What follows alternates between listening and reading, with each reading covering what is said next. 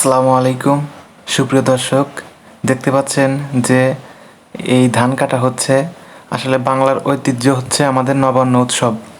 এই নবান্ন উৎসবে মূলত হালকাথা এবং অনেক কিছু ঘটে থাকে। তো আগে দেখতাম যে মানুষ দিয়ে কাঁচি দিয়ে ধান কাটতো। তো সেটা অনেক ঝামেলাদায়ক ছিল। বলতে গেলে যে ধান কাটা, আটি বাঁধা, এরপরে সে ধানকে মাড়াইয়ের ধান মাড়াইয়ের যে যন্ত্রটা আছে মেশিন দিয়ে সেটাকে মাড়াই করতে হতো। অনেক একটা ঝামেলার মধ্যে যেতে হতো।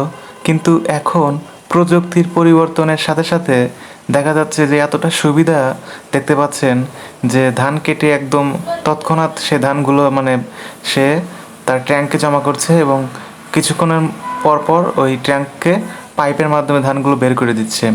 আসলে এটা একটা প্রযুক্তির বিশাল পরিবর্তন বলা যেতে পারে।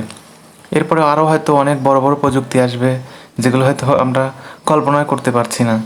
দেখুন, এইভাবে ধান কাটলে আপনার কিছু কিছু সুবিধা হবে, কিছু সুবিধা অনেক অনেক বেশি সুবিধা আপনার। কীরকম সুবিধা? যেমন মনে করুন যে আপনি প্রথমত ধান কাটলেন, সে ধানগুলো আটি বেঁধে তারপরে আবার পুনরায় সেই মাড়াইয়ের যন্ত্র দিয়ে আবার মাড়াই করছেন। আবার খড়গুলো যে আছে সেগুলো আপনি মানে কেটে আপনি, যেগুলো আমরা বলি বাংলা ভাষায় যে লেড়ে, সেগুলো ছড়িয়ে দিচ্ছেন, সেগুলো শুকানো হচ্ছে। আবার অনেক ঝামেলা। আবার যে ধানগুলো আপনি মাড়াইয়ের মাধ্যমে করছেন, বের করছেন, সেগুলো আবার উড়াতে হবে, উড়িয়ে ফ্যানের মাধ্যমে উড়িয়ে আবার সেগুলো পরিষ্কার করতে হবে।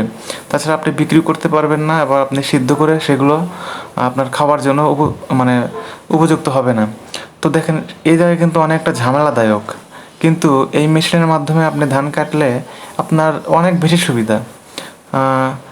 এগুলো বিঘাতে আমি আজকে যা শুনলাম সেটা হচ্ছে যে 2,000 টাকা প্রতি বিঘা, 33 ডেসিমালে 1 বিঘা। তো 33 ডেসিমাল যদি আপনি কাটেন সেক্ষেত্রে আপনাকে দিতে হবে 2,000 টাকা। তো অনেক সুবিধা কিন্তু। আপনারা ভিডিওটা শেয়ার করে দেন এবং আপনারা কে কে এইভাবে ধান কেটেছেন একটু কমেন্ট করে জানান। ধন্যবাদ।